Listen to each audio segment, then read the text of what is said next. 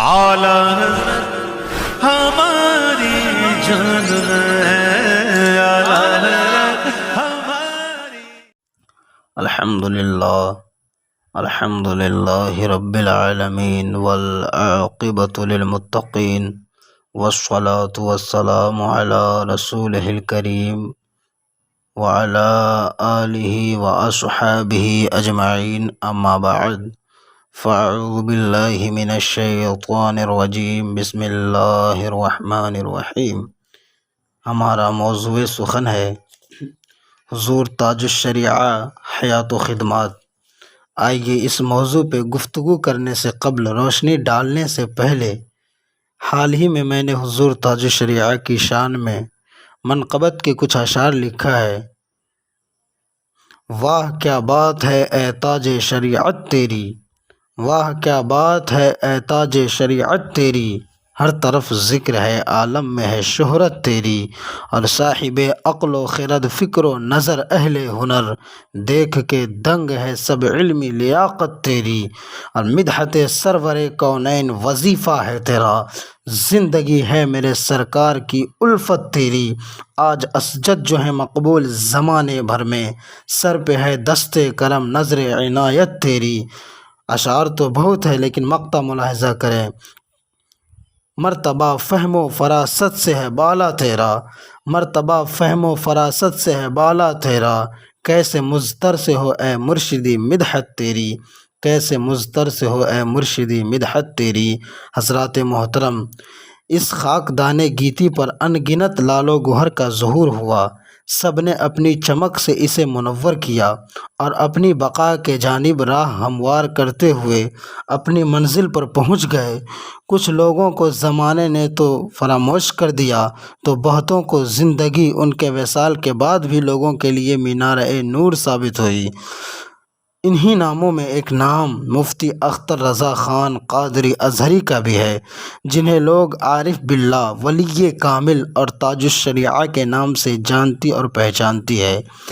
آپ کی ولادت باسعادت 24 ذی القعدہ 1341 ہجری مطابق 23 نومبر 1943 عیسوی بروز منگل خانوادہ اعلیٰ حضرت سودا گران بریلی شریف میں پیدا ہوئی۔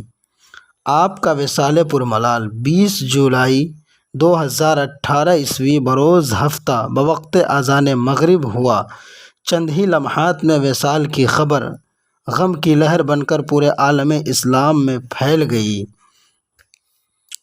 اور آپ کا پیدائشی نام محمد رکھا گیا۔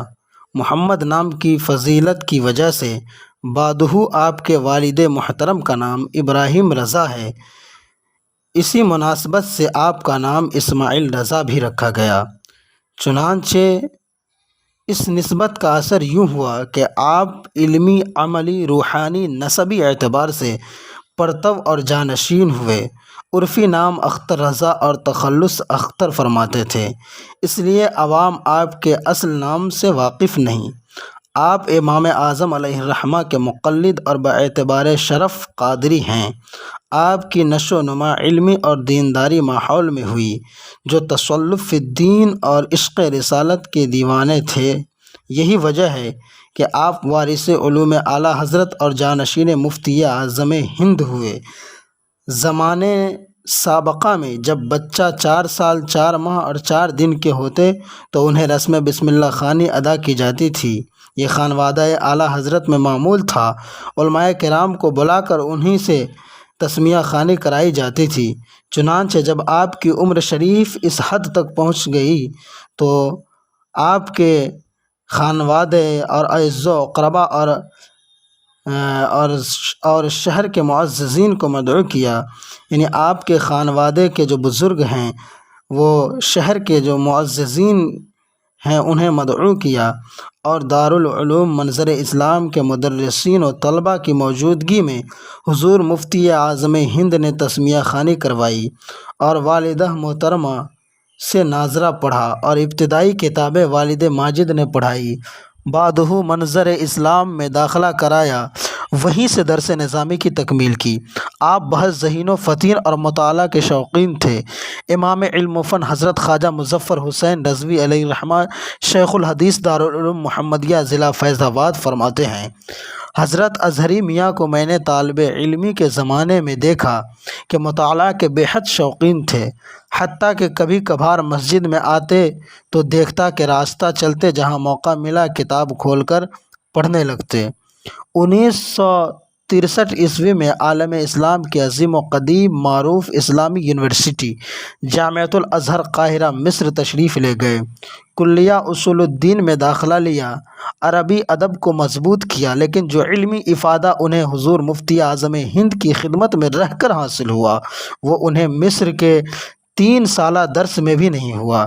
ایک بار انہوں نے خود فرمایا اس کے باوجود وہ اول نمبر سے پوزیشن حاصل کیا۔ معلومات عامہ کا تقریری امتحان ہوا تھا۔ علم کلام کے تعلق سے ممتحن کے ایک سوال کا جواب میں جملہ طلبہ لاجواب ہو گئے۔ صوبے اظہری میاں کے ممتحن نے خوش ہو کر سب سے زیادہ نمبر آپ کو دیا۔ اول پوزیشن حاصل کرنے کی وجہ سے مصر کے صدر جمال عبد الناصر نے بطور تمغہ ایوارڈ پیش کیا اور سند بھی عطا کی۔ درس و تدریس: جب آپ جامعہ ازہر سے تشریف لائے تو منظر اسلام میں بحیثیت مدرس مقرر ہوئے اور تدریس کا کام باضابطہ آغاز فرمایا۔ محنت و لگن سے تدریسی کا فریضہ انجام دیتے رہے، یہاں تک کہ آپ صدر المدرسین کے عہدہ پر فائز ہوئے اور دارالافتاء بھی آپ کے سپرد کیا گیا۔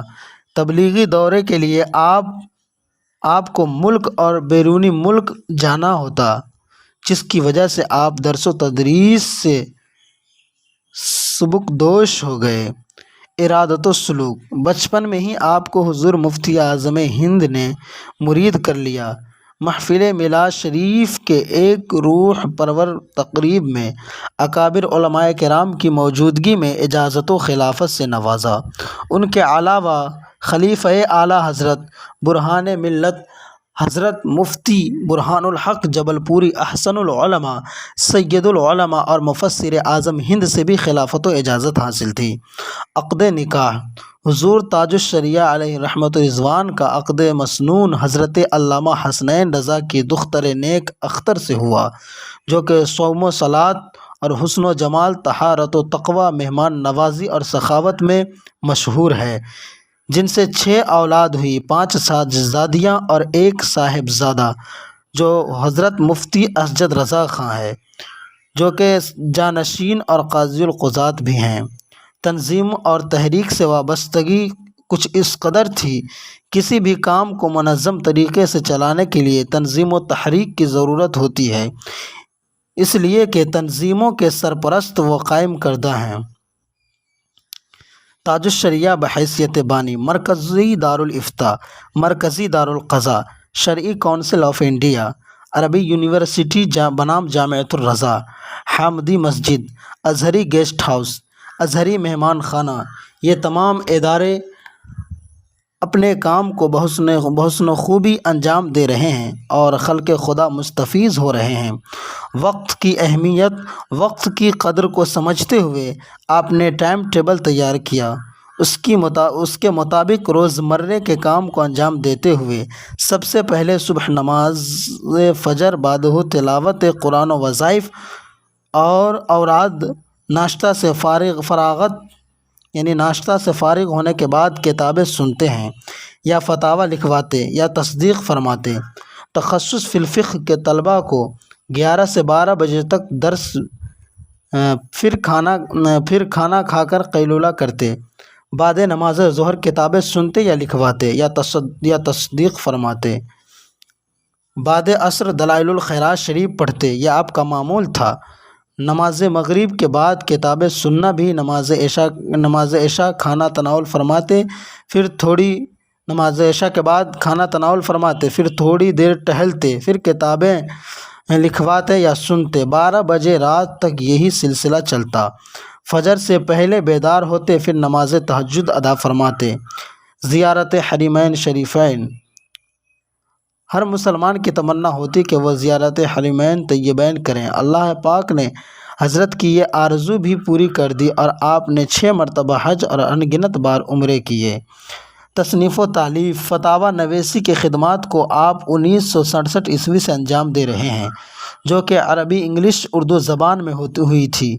اس کے علاوہ مصنف و مترجم، مؤرخ اور محشی کے بھی ملک اور بیرون ملک میں آپ کی تبلیغی دورے ہوئے، جن میں کتنے لوگوں کو کلمہ کی توفیق، گناہوں سے تائب، اسلام پر عمل حضرت کے ذریعے سے ہوئی۔ بہت سی عربی و انگلش اور اردو کتابیں تصنیف کی، جن میں سے چند یہ ہیں: شرح حدیث نیت، ہجرت رسول، ٹائی کا مسئلہ، تصویروں کا حکم، ٹی وی اور ویڈیو کا آپریشن، الحق المبین، العطایہ الرضویہ بالفتاوی الازہریہ قابل ذکر ہے۔ آپ حضرت کو جس جہت سے دیکھیے، جس زاویے سے دیکھیے، جس روح سے دیکھیے، حضرت تمام زاویے میں، تمام چیزوں میں دیگر لوگوں سے ممتاز نظر آئیں گے۔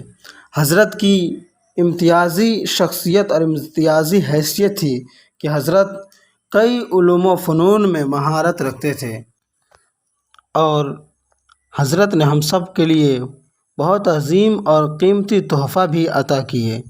علوم و فنون سے مملو تصانیف کا ذخیرہ بھی دیا۔ جامعۃ الرضا کی شکل میں ایک عظیم